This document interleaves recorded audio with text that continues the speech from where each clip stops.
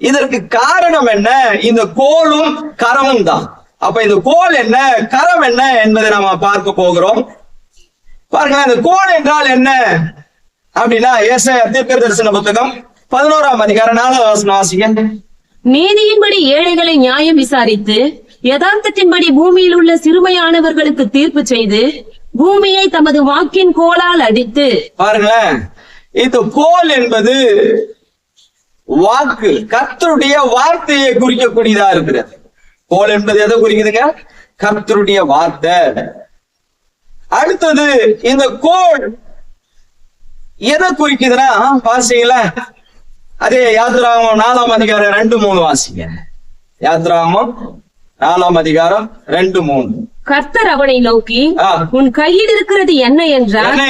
ஒரு கோல் என்றார். அதை தரையிலே போடு என்றார்.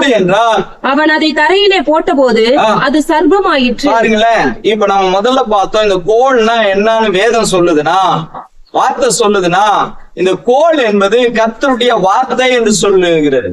அடுத்தது இந்த கோல்னா என்ன அர்த்தம்னா, கோல்னா சர்ப்பம்னு அர்த்தம்.